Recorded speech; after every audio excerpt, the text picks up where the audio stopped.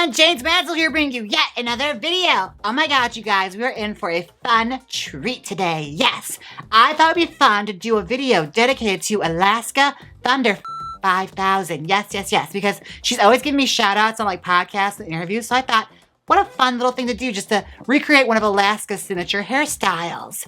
Now, I have some wigs here that I have laying around my house, some blonde hair. We're gonna be doing Alaska today, so it's gotta be blonde. Also, I've noticed on the internet, they sell these on Amazon.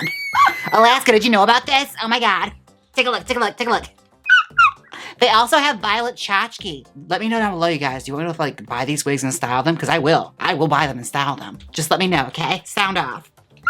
Now, I'm gonna prep my wig head with the wigs, and we're gonna recreate one of Alaska's signature looks. Welcome back. I have the wig all tacked down onto the head. Now, what we're gonna do here is I wanna do like a variation on Alaska's like big bun. She wears it in a number of different ways, so I wanna do like the galaxy buns that she has on the sides. Yes, I wanna do those, but from my reference photo, it's a bit messy for my taste, so I'm gonna do like my own little spin on it. I'm gonna try and do like a nice dressy version of her messy galaxy buns. So first things first, I'm going to part the wig down the center because it divides in the center like that and wraps around like a girl going to school. It's got a very like juvenile approach to it. Now, once I get a good part going, we will do a permatease. Now, what I noticed from Alaska's hairstyles is like all the volume is in the like the bun part. And she doesn't usually do big hair all around at all. It's usually like bone straight or like a small subtle wave, but it's flat to the head because she's got that nice narrow face where she can get away with wearing like flat wigs. I can't do that. So what we're gonna do here is we're gonna do a little bit of a permatease and take it and divide it. Now, I showed you how to do a permatease before when I did the Betty Page wig. We're just doing a small straight down tease to it like that, just to add some volume at the base and keep going around like that. And I'm gonna do this all along this portion of the head and the other side as well. And then we're gonna smooth it out. I just need a little bit more of a subtle lift in this wig. All right, so I'm gonna permatease the rest of this. I'll be right back and we'll start doing our updo, which is gonna be the part that takes the longest, okay? So, BRB. Okay, I am back. I permateased all throughout here on the hairline and about back here for the rest of the wig. And the rest is gonna be left long because like I said, she does like bone straight hair. I just needed to add a little more lift for myself because girl, my head is big, okay? So, let's go through with our brush and just bring it through the top of it, just to smooth it all out. And that's how it should look once it's a little more smoothed out, like nice and bone straight, but with a little more lift in it. All right, let's just go around the head and do that. Smooth, making it smooth, making the hair look bone straight. The only thing straight about this hair, yes. Now I have to say, I really like Alaska's hair. Like I always was fascinated by it because like there's so many different references that are going into it. Like this one in particular almost read like a little bit of Sailor Moon vibes. But like other ones, it's definitely like you can tell like old 60s Hollywood. A lot of like old lady kind of characters like Mae West in the 60s and 70s when she was like in her 80s trying to look like she was in her 20s. And she wore those big bouffant hairs on top of the long flowing wigs. Yes, very much that kind of tease. Jaymes Mansfield did that a lot too, where she had like the big knowledge bump, like the long falls. It is so timeless, so beautiful. And very much for that age, they were kind of regarded as kind of like has-been-y. Like that was kind of the has-been sex symbol hair. Every girl had hair like that, from your Joy Lansings to your Mamie Van Dorens, Barbara Nichols. They all wore their hair like reminiscent of how they looked in their glory days in the 1950s, but like trying to stay hip and with it, but still trying to keep that nice softening features of that hairstyle. It's always like finger waves that were very long to suit the times, but it had like a big beehive on top. It's amazing. Or like barrel curls or dumpling hair. Dumpling hair was really big too amongst that crowd of ladies. And they would just throw any old thing up in there from like fruit to bows, barrettes, diamonds, all sorts of nonsense. I remember one picture of Jaymes Mansfield where she had like the big barrel curl updo with the long fall and a bird in her hair. Amazing. They all look like Marie Antoinette. All right, she is just about there. This is just gonna be our base, but I just wanna make sure I got all the kinks out. I think she is ready for us to start prepping it for the updo. Now, I'm just gonna slick that side here. and pull out our fall. Yes, we have a fall. Now, I'm going to pin this fall to another wig head and we're going to tease it out. So what I'm going to do is I'm going to do a quick flashback and I'll be right back, okay? All right, I am back. Now I have my fall all pinned on here. What we're gonna do here is we're gonna tease the crap out of this, okay? We gotta do 2 big old space buns on the top here, and I have to somehow figure out how I'm gonna make that work and how I'm gonna do that. I have a few ideas, so let's see what we can do, okay? First off, let's just start by honestly just teasing it.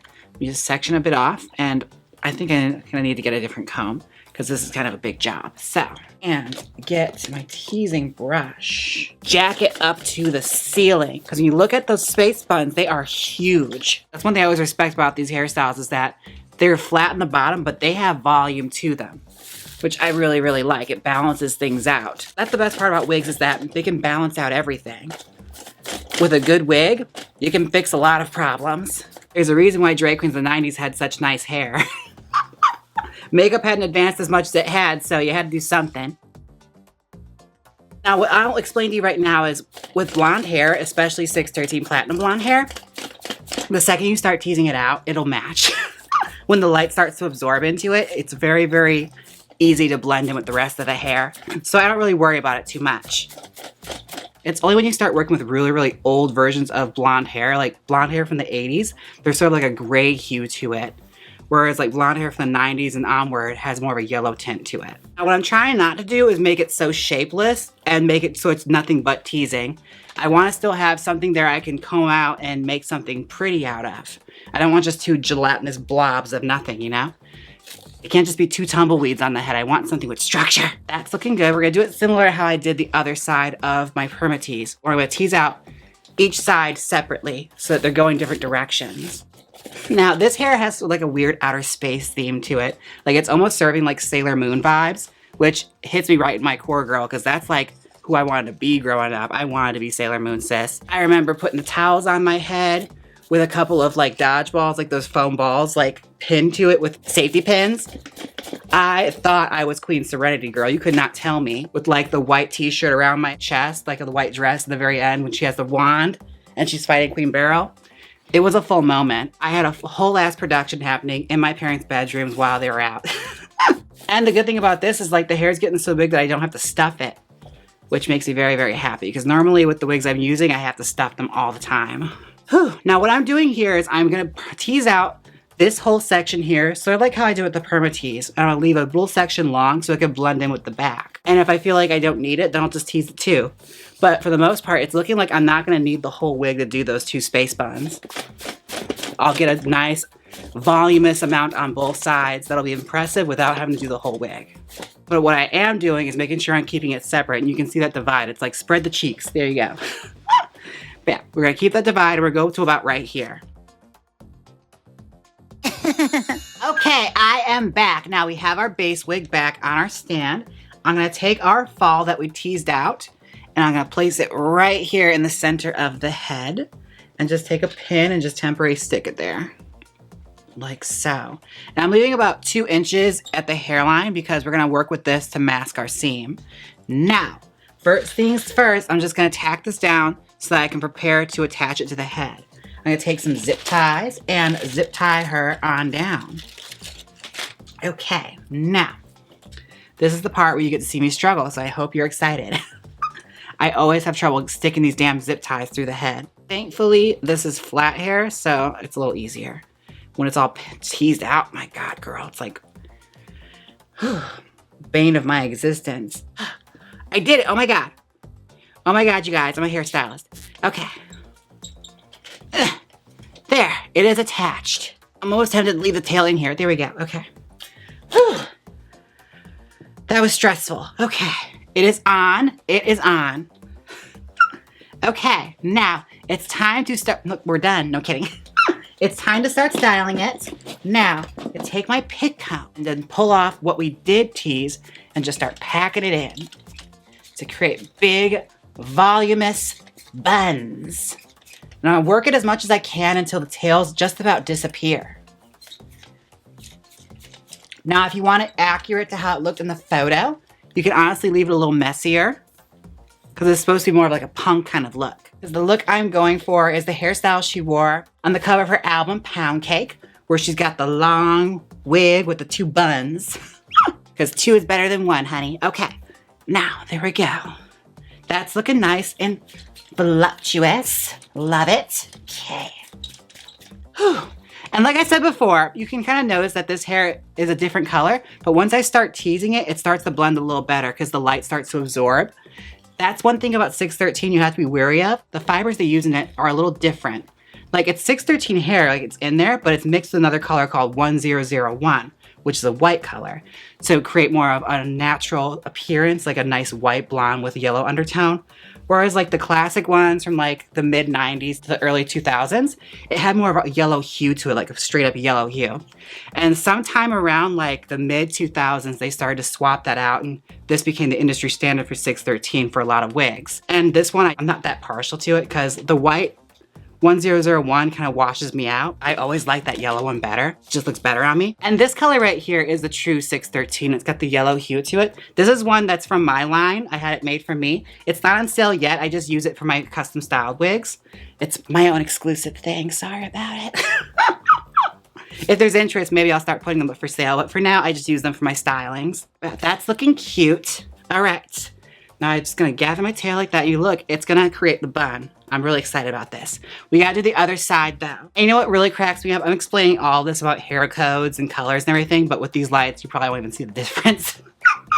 On camera, it won't make a bit of freaking difference, but in person, it definitely, you can tell. Which I guess for drag is okay because when you're under a bright spotlight or something, it's not gonna matter anyway. But I always thought that was very fascinating how like hair changes and hair colors change. Like girl, I remember some wigs I've gotten my hands on from like the 70s and 60s. The platinum blonde was literally gray, like silver. That's what you're working with. Or it had like a golden hue to it. It wasn't even like this kind of platinum blonde or this. It was full on like a color that's not even blonde. I don't know if it's just from like sitting in a box and the color's changing over time from oxidizing or what, but it's nuts. Like if you look at some of the hairstyles Candy Darling wore, like she has some of her old wigs available, like Jeremiah Newton had them, and they were full on like yellow gold. And I think it's just from them being so old and oxidizing and not being stored properly. Like the color just completely changed. If there's a scientist in the comment section, let me know. I'm pretty sure that's how oxidizing works. It's just like Barbies. You know, the plastic starts to change with time from being stored in places that aren't climate controlled. Oh my God, I sound so educated. Professor Jaymes, wig extraordinaire. Okay. She's starting to look a bit like a do. I need to grab some bobby pins though, and I don't think I remember to grab those. I didn't think I would need them. But we're fine. We'll do just fine. Let's just start smoothing here. And one thing about platinum blonde hair and smoothing it out, sometimes it's not gonna be as neat as you want it to be, and you just have to learn to live with it. It shows a lot more flaw. So if you want big teased out hair, chances are you're gonna be seeing some of that teasing. You're just gonna have to learn to live with it, sweetie. I'm sorry. Unless you wanna sit there for 7 hours and smooth over it with a brush. Some of us ain't got that kind of time on our hands. Everyone and their mother knows the hair didn't get that big naturally, so why even bother? I know you're probably looking at this like, Jaymes, I can see that seam, girl. What is that all about? We're gonna address that shortly, but we're gonna get the bun smoothed out first. It's staring me in the face too, I can see it. But like they say, hair always has to go through like an ugly phase before it gets real nice and pretty.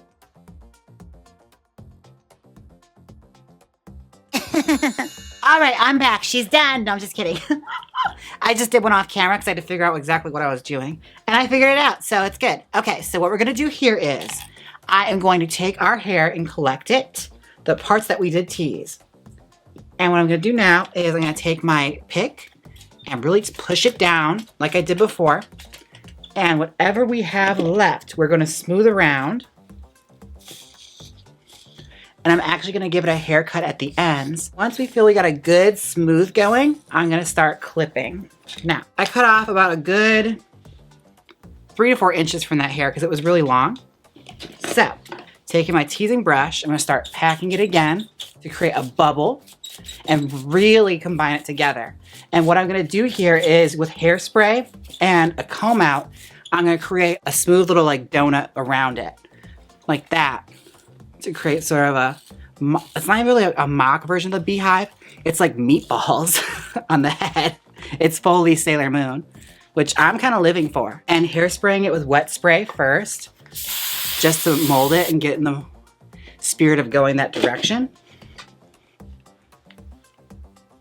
And honestly, I'm just going all around it until the surface is smooth. And when it comes around to the back, what I'm doing is I'm gonna make sure it's smooth as I can get it. It doesn't have to be too smooth because you look at hers, it was kind of messy.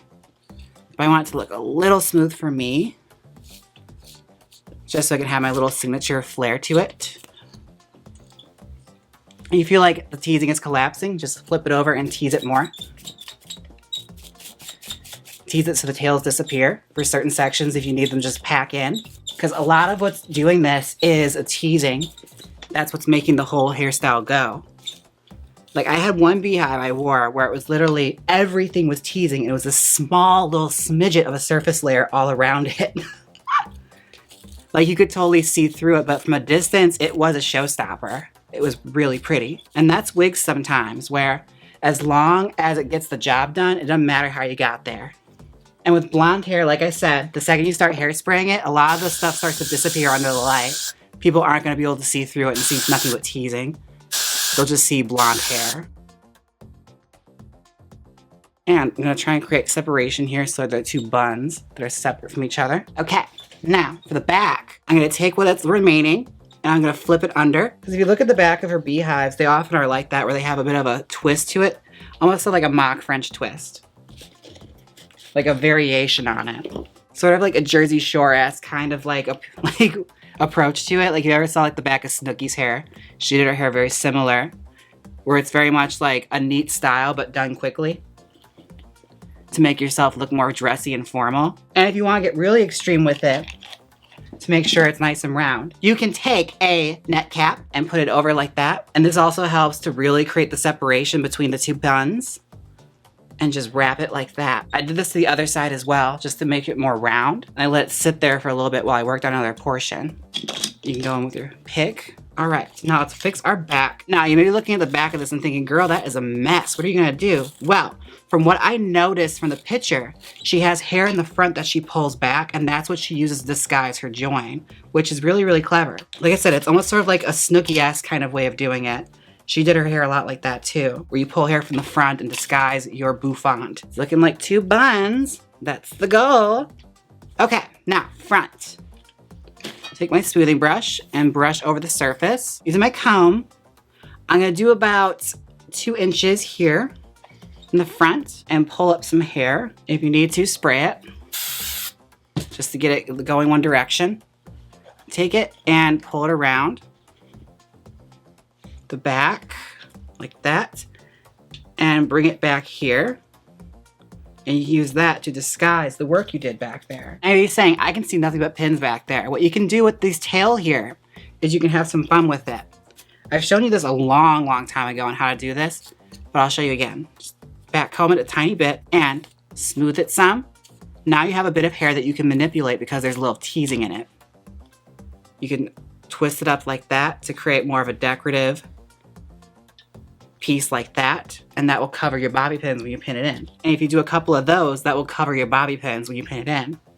But you also can do barrel curls. There's lots of options you can do to disguise that, or hair pieces, bows. The options are limitless. Okay, now this wig is just about done. I am going to try it on and do some serious smoothing to it, and I'll be right back with the final result. Hi, it's me, Alaska.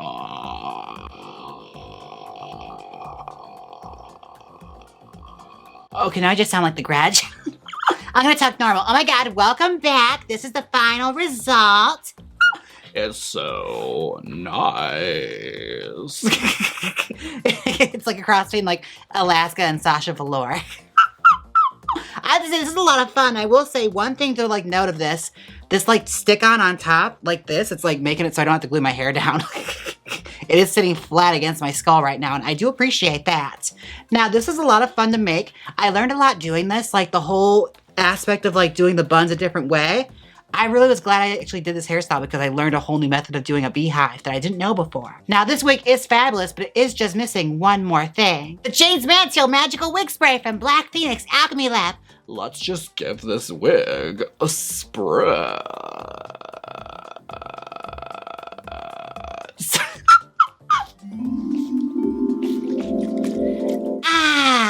Now my hair smells just like cream soda. Available at blackphoenixopulab.com. And grooming can be an absolute drag, but thankfully I have Manscaped. Use my code Jaymes20 or Mansfield for 20% off your purchase, plus free shipping. And one last thing, I'd like to take a moment, a Venmo moment where I thank everyone who's tipped me on Venmo. I would like to thank Kevin, Shelly, Derek, Sergio, Corian, James, Andrew, J. Ivan, and Nicholas. Thank you all so much for the tips on Venmo. And I had to say a very big special thank you again to Alaska for always shouting out my show. Thank you so much for shouting out my channel. I appreciate it so much, and I hope you enjoyed this. And you guys, let me know down below if you want me to style up those Alaska wigs from Amazon, because I totally will do it. We can do a part 2. Anyways, thank you all so much for watching. Don't forget to like, comment, and subscribe. And until next time, Bye. bye. It's better when I say it. I'll say bye. Bye. Okay. Forgot I'm not wearing nails. Hold on a second. Let me put gloves on. Hold on. Okay. That's one. Crap, these don't match. Anyway, it's fine. They don't have to match. I'm punk. Yes. Punk pink. Pink punk. Yes, there we go. That's the theme. All right. Just pull that up. Okay. Like that. There we go. Nails. Now hit the outro.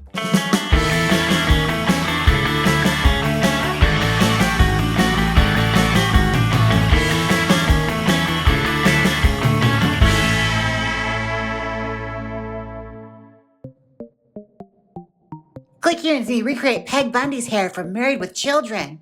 Or see me do a Q&A while styling a Paula Young wig. Come on, click it. You know you want to. If you don't click it, I'll remove all the batteries from your remotes. So click it.